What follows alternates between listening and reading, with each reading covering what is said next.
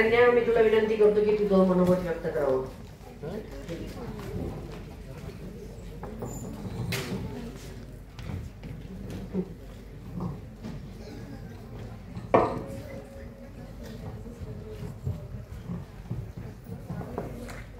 मी माझे मनोगत व्यक्त करण्यापूर्वी तुम्हाला एक महाराष्ट्रातील श्रेष्ठ कवयित्री संत जनाबाई ह्यांची एक सुवर्ण ओळी तुम्हाला ऐकून दाखवते.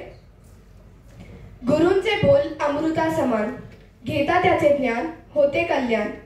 गुरूंचे बोल अमृता समान, घेता त्याचे ज्ञान होते कल्याण. गुरुचरणी अर्पुनी तन मन, गुरुचरणी अर्पुनी तन मन, मिळते शांतीचे जीवन, मिळते शांतीचे जीवन. सर्वांना माझा नमस्कार. मी अनन्या शैलेश कांबळे, सध्या राहणार काटेपुरम society, पिंपळेगुरव. Till last year, I was studying in St. Joseph's Convent Girls School. Last year, I gave my class 10th exam, in which I got 83%. My parents were so proud of me, and even I was satisfied with the result. Because rather than choosing plain college field, I thought of giving competitive exams like JEE and CET, in which my standard 10 boards exams marks will never be considered. The thing that will be considered is my 11th standards and my 12th standard hard work.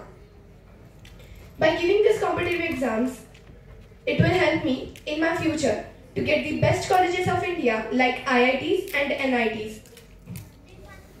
I would firstly show my gratitude towards Rising Foundation and team.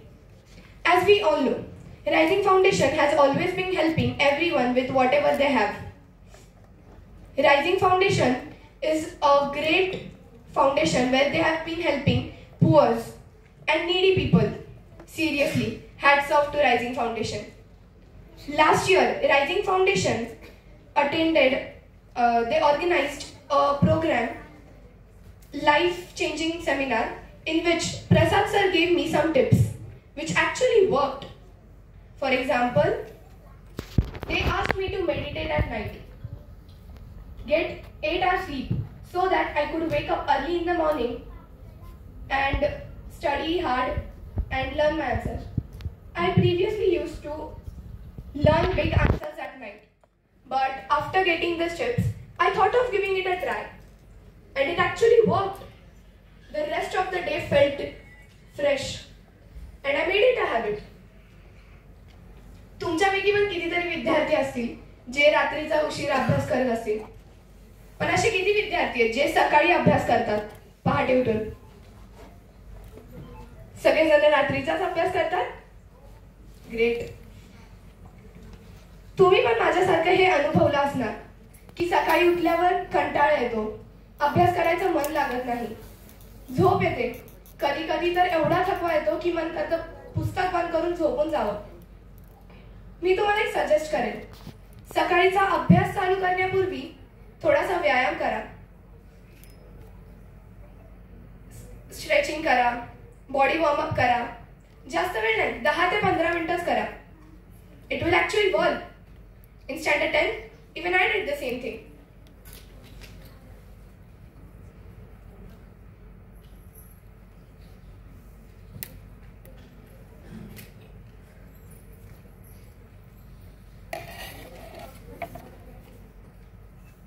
मी तुम्हाला हेही सांगेन, फक्त अभ्यासू किडा नका बनू.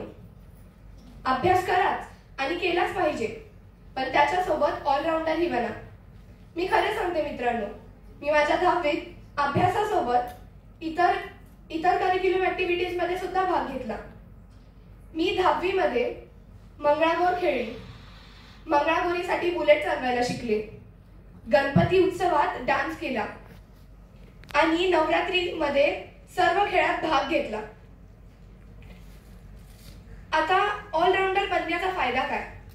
त्याचा फायदा हा तर आपलं ब्रेन नेहमी ऍक्टिव्हेटेड राहतं, आपलं मन आणि मेंदू नेहमी चंचल राहतं, आणि चंचल तर राहायलाच हवं, हो की नाही?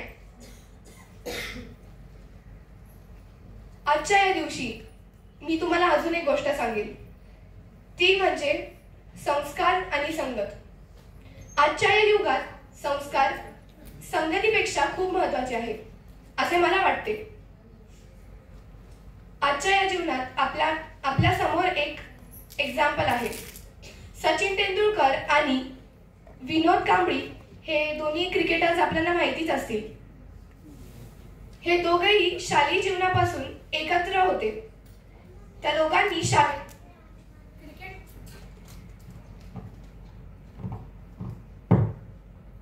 ते दोघेही खूप चांगले क्रिकेट खेळाडू होते. पण आपल्यांना आज जास्त तर सचिन तेंडुलकरच आठवतो. पण अशी एक वेळ होती ज्या वेळेस विनोद कांबळी हा खूप ग्रेट प्लेअर होता. पण त्याच्या काही वाईट सवयी आणि वाईट संगतींमुळे त्याची क्रिकेट लाईफ हळूहळू संपत गेली. मी तुम्हाला हेच सांगेन की आपली संगत जास्त जपा. घरचे तर चांगली संस्कार लावतीलच, पण चांगली संगत ही आपल्यालाच निवडायची आहे.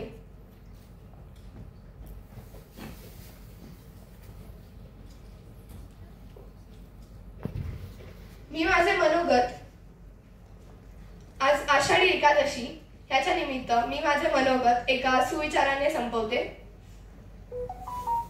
तुका म्हणे उगी राहावे, जे जे पहावे ते ते पहावे, चित्ती असू द्यावे समाधान, चित्ती असू द्यावे समाधान. धन्यवाद. खूप छान. आपण खूप छान बोललीस. आता आपला पुढील गौरव आहे